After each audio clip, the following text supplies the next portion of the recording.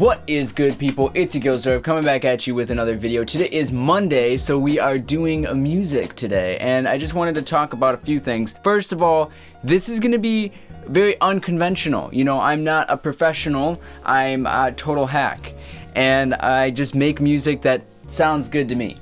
There are some things I've learned along the way that make it sound better, and there are some things that I know will totally make it sound worse, and like some telltale, like, yeah, if it's doing that, don't put it out because people won't listen to it. And what are people willing to listen to? Think about a song you enjoy, a song you really like that you've heard on the radio. Have you ever listened to that song when the radio wasn't completely in tune? Because almost every time I'm ever in the car with someone for a long period of time, at one point or another, a song will come on the radio, and even though it doesn't sound perfect, it's fuzzy, it's out of tune, like the radio's not tuned in properly, and it's just crackly and disgusting. We still listen to it. Why?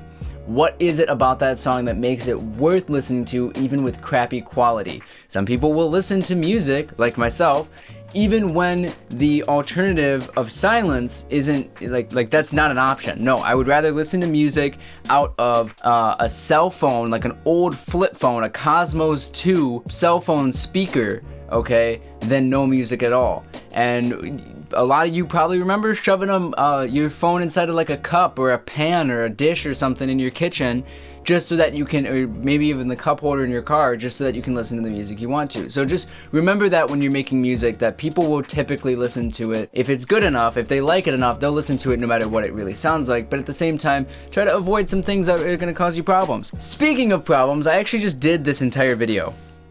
The whole thing. Just spent the last 2 hours making a beat and recording the entire process, but something in my cable connections here was not secure properly, so the entire recording just has like clicks and pops. Like the entire audio file, it just sounds like it's on vinyl, and like a dirty vinyl, and it's just clicking and popping throughout the whole thing. So, rule number one, when making, just do a test. If you're gonna record something live, do a test first. Do a 10-second, don't do 8, don't do 9.5, do 10 seconds of just a real quick audio test to make sure that you don't have any problems. Because clicks and pops, you can't get rid of those. I mean, if you can, let me know and show me how in the description below, or well, I'm so tired. Description. Let me know in the comments section below, please.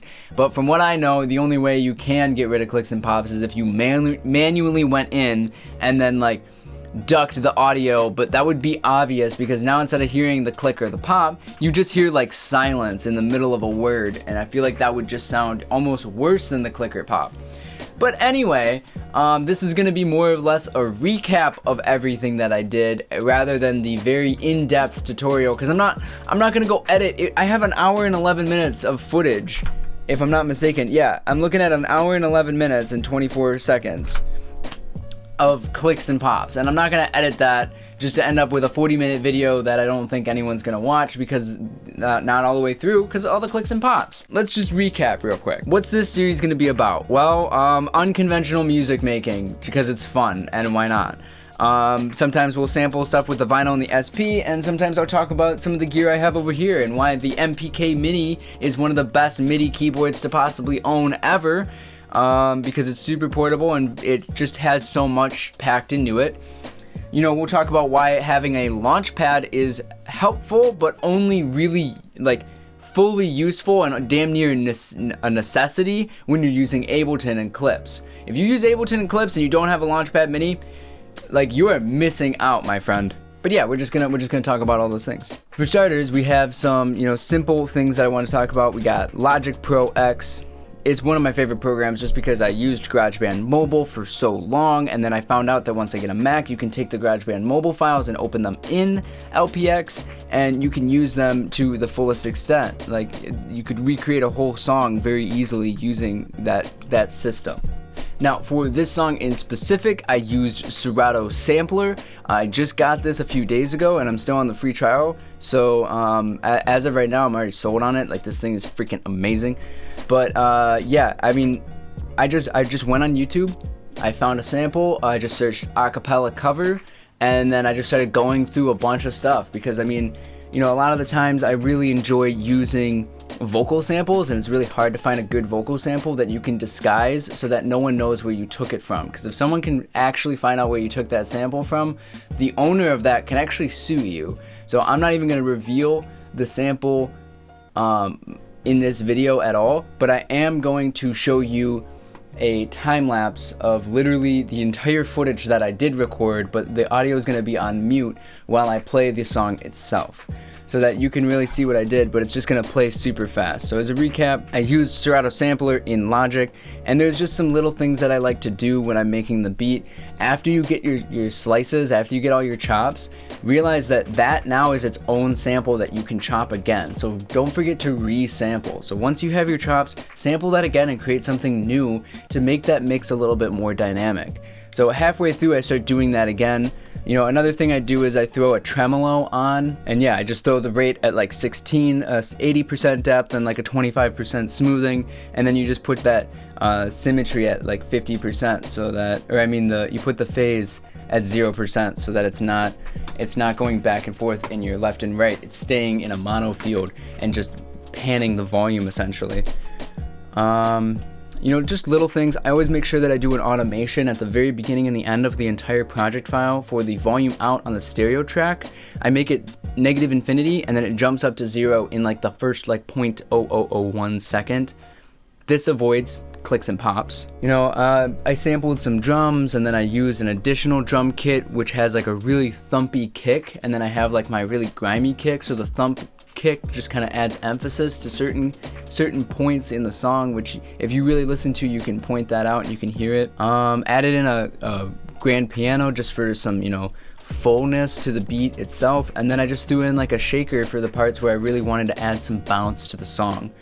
And other than that, then it was just, you know, arrangement. Then it was once I had that little, you know, 16 bar loop, I had a 4-bar loop, and then I doubled that and changed it up, made an 8-bar loop, doubled that and changed that up even more to get a 16-bar loop. And then I just duplicated that across the whole project, and every time I duplicated those 16 bars, I'm like, okay, well, what can I do to change this so dramatically? It just adds dynamics to the beat.